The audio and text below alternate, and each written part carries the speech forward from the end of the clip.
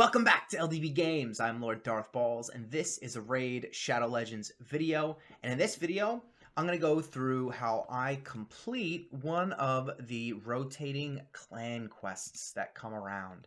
It is the Clear the Spider's Den with Barbarians only. You got to clear at least stage 20. So here's the team I'm using, right? You can see it is Legendary Heavy. This is an Elite clan quest, so you do, it does require quite a bit of clan power and champion power, but you see I've got an interesting selection of champions in here. One of them is free to play. You get Scylla the Drakes at 180 days, and one of them was a previous fusion, Opening Clan Father. So let's get into it. Let's take a look at the team.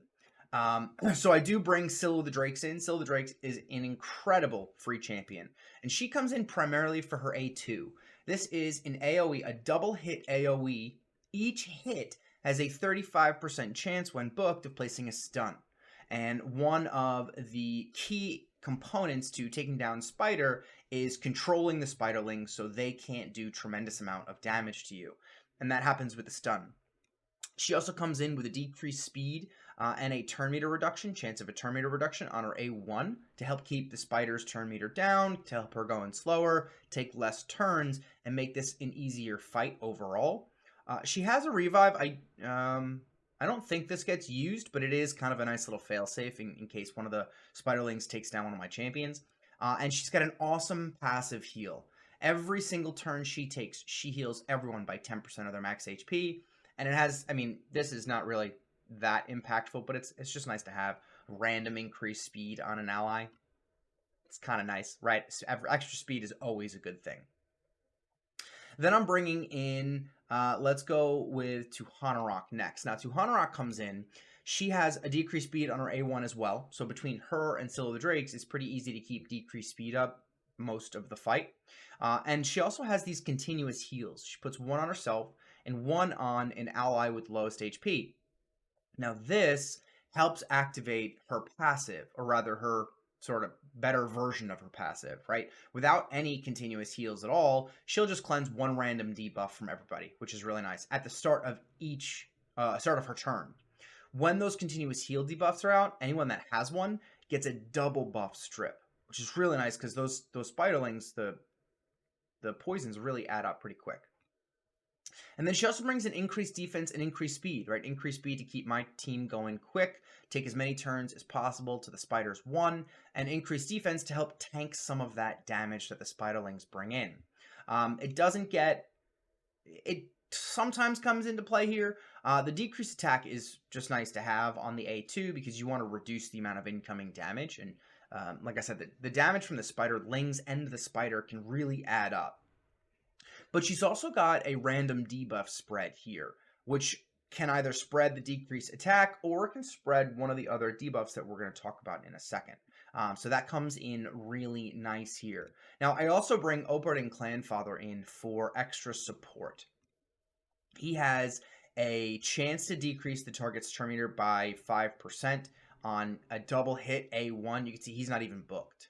And it has a chance of filling his turn meter as well. So nice little turn meter swing on the A1. The A2 is an AoE with an AoE heal. And anyone that's got a continuous heal buff gets an extra heal out. Remember, Tuhanarok's got that on our A1 for the double cleanse. And he's got continuous heals on his A3. And it's, the cleanse here doesn't really come into play because no one in this fight, none of the enemies put out block buffs or heal reductions. But he puts 2 continuous heal buffs on everybody, and when booked, has a 100% chance of removing a random debuff. So we've got 2 champions with some type of cleanse mechanic and continuous heals, right? Which is critical for mitigating the poison damage that we get. And this is cool too. Every time a continuous heal buff heals an ally, fills that ally's turn meter by 5%. Which means that with all the continuous heals going out, it just keeps my team taking their turns quickly, going faster, staying ahead of the Spider. So where's the damage coming from? Well, we've got Elder Skarg in here, and Elder Skarg is an incredibly underrated champion. His A1 is kind of cool. With a crit, it'll put an increased speed on himself, keeps him going nice and fast. Let's do his A3 first. His A3, he self-buffs, gives himself an increased defense for protection, and he puts fear out on every enemy, which is a type of control for the Spiderlings, right? That's a 50-50 chance of the Spiderling not getting their turn. And then the real big piece of his kit is his A2. Now, this is a triple hitter, but has the chance of placing up to 3 extra hits, and it's based on the number of debuffs on the spider. When you land all 3 hits, it puts an HP burn and a true fear on every single enemy, which is huge, right? HP burns are the source of the damage in this fight, because anytime a spiderling takes a tick of HP burn, the main spider also takes a tick of damage from the HP burn, which is really nice. This doesn't come into play. That's an arena-focused ability. And then I bring Farrakhan the Fat in here. We've got turn meter reduction on all of these 3 champions right here. We've got Syl of the Drakes, Opardin, and Tuhanarok all have a chance for turn meter reduction on the A1, and Syl and Tuhanarok have decreased speeds. So the ally attack that Farrakhan comes with helps keep the decreased speed up as much as possible and helps me maximize the amount of turn meter reduction I get on the spider herself. He also comes in with an extra HP burn and poisons, so in the instance that Elder Skarg hasn't procced his A2 yet and gotten the HP burns out on everybody, here's where the debuff spread can come into play from Tuhanarok. If you get lucky with the random debuff spread, you could potentially grab that HP burn and put it on every single one of the spiderlings, increasing your overall HP burn damage and just damage overall, which is incredible. He's got a nice decreased defense on the A1 to help just generally bring more damage from the hits to the boss. And he's got a cool little passive here, which if he does get targeted by the spiderlings, it helps mitigate that and kind of distribute some of that. It's almost like a built-in ally protection. Except it uses every other champion to take some of the damage instead of one to take the damage from others, right? It's kind of like, it's very similar. But he also he hits pretty hard, so he can do some damage as well. So Tuhanarok I have built mainly for other content. Actually, all of these champions, except for Opard and Clanfather, were built for other content.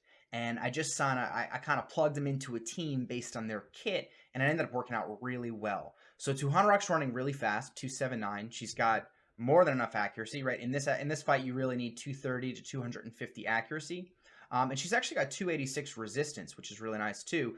This, it's a little short of what you need, but if she ever takes the hits from the spiderlings, this has a pretty good chance of resisting those poisons. And she's got some nice effective HP as well.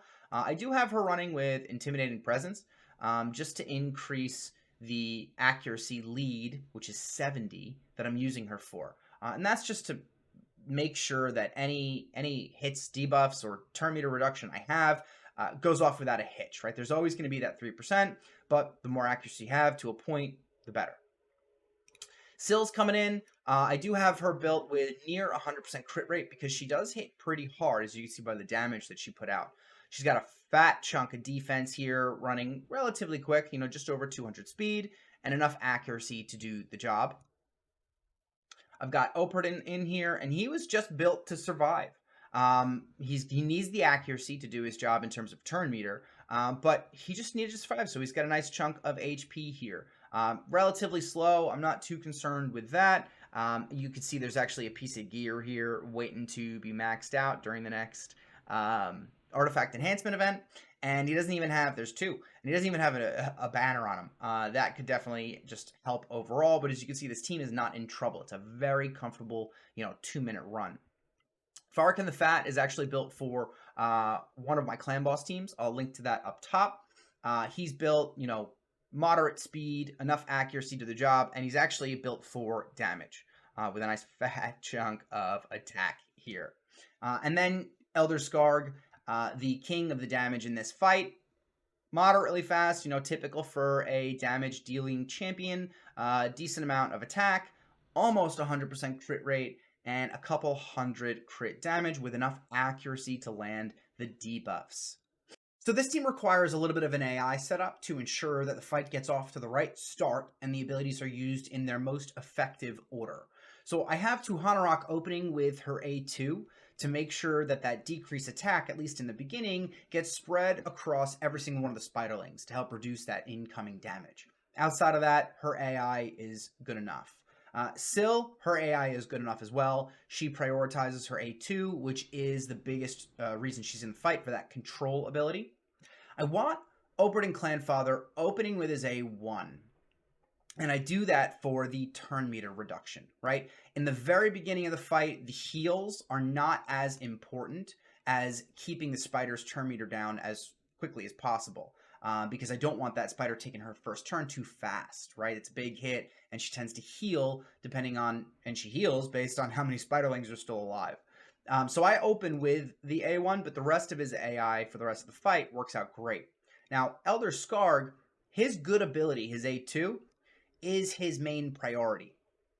However, when he takes his turn, there aren't enough debuffs on the spider to truly activate its capability. So I have him opening with his A3 to put the fears out on all of the spiderlings to help prevent the incoming damage right from the get-go. And by the time he comes back around for his A2, there's enough debuffs to get all 3 extra hits on the spider and put the burns and the true fears out.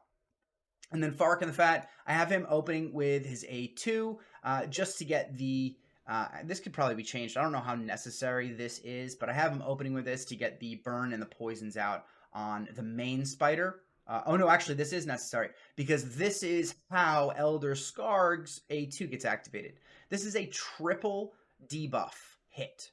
It has a single HP burn and 2 poisons. So between Fark and the Fat and Tuhanarok, both of their A2s, we've now got 5 debuffs up on the boss. So by the time Elder Skarg comes around, this ability is just raring to go, right? It's just ready.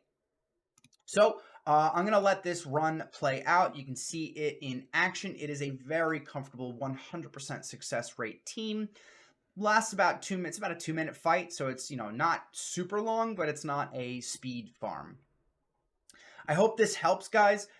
These elite quests are actually kind of fun for someone like me, like a late game player. And if you are at that point in the game and you have, a nice roster to choose from, it's a great kind of like knowledge test to see how you are at building a team composition with a specific set of champions. And this team works out great.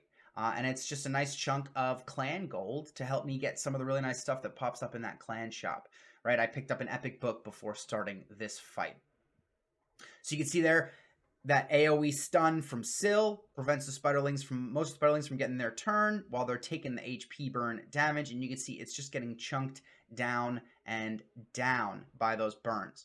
Looks like the spider's about to... Well, that timing is a little iffy, but it's okay. Spider's about to get her main turn. Yep, burn everybody, heal up. You can see I'm barely taking damage. We've got the decreased attack out. I've got continuous heals on everybody. Increased defense is getting put out. There's Oberyn's A1 completely depleting that little bit of turn meter that the spider had gotten, which is really nice. Decreased speed is back up. There's the stun. The heals.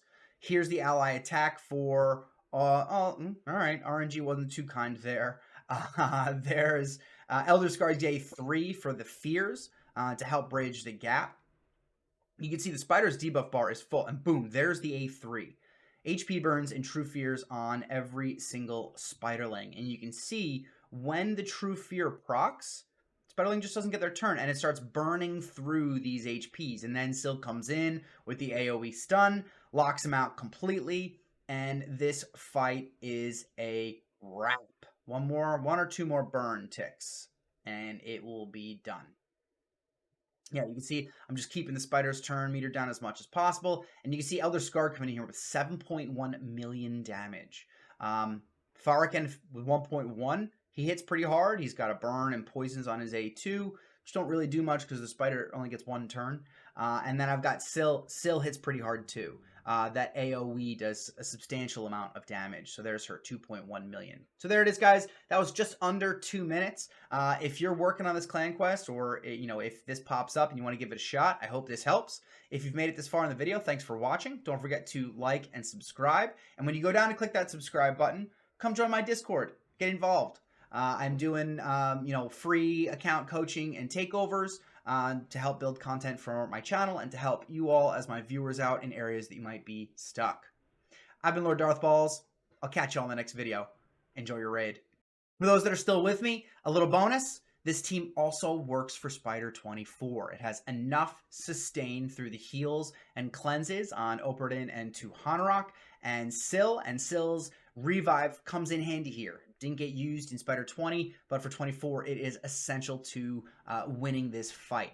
But I just wanted to showcase this real quick. I decided to give it a shot. I hadn't ever tried it on 24. First time through, cleared it. Not even that much longer than Spider 20. Pretty sweet. I'll catch you all in the next video.